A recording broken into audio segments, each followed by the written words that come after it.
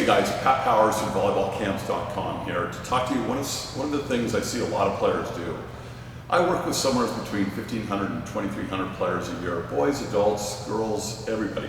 And what I see a lot of players doing, and they're in a habitual pattern to do this, is to put their feet parallel, okay? In other words, they're always like this when they pass, okay? Now, obviously, if you have a lot of people doing this, you have a lot of coaches and other players telling you that you should be parallel-footed, okay? So let me tell you some of the pitfalls that you have to watch out for here when you're parallel-footed, okay?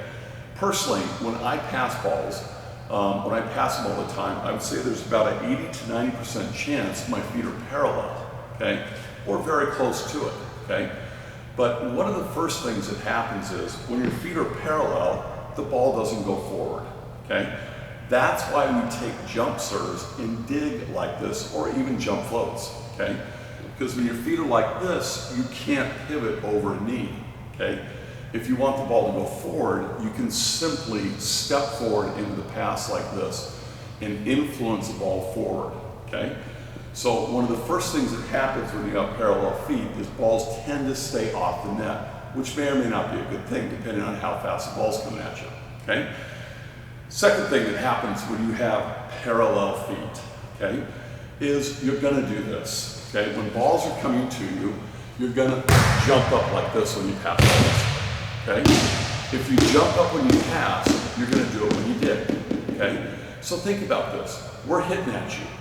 We're firing jump serves at you, and you're passing and you're digging like this.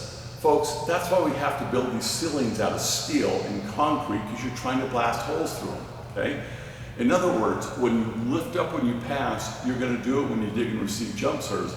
This is how you get overpowered. This is how you kill your setters and you mess up your transition game, okay?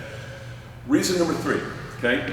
If you're parallel footed, what happens is you don't have access to balls right there, okay?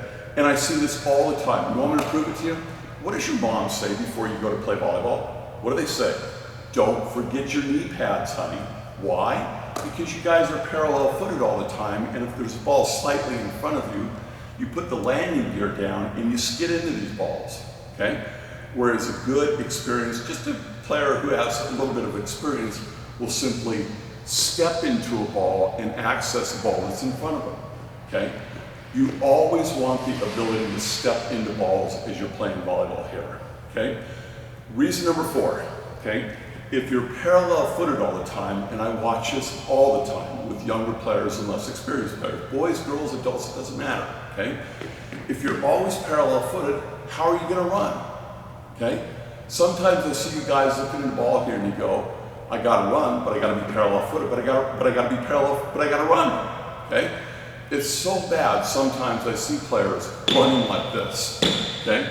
They literally try to run with parallel feet, okay? That's why your coaches tell you, what do they tell you? Move your feet, okay? But these are probably the same coaches out there that are telling you to have a firm base when you're passing. Tell them to pick it, make a choice here and pick one of the two, because you gotta be able to step into balls, okay? So just a word of advice when you're passing, okay? Really be careful about always digging into these, having these feet parallel. You want the ability to step forward for a multitude of reasons, the most of which is you just don't want to get overpowered, okay? Think about it, and we'll see you on the court.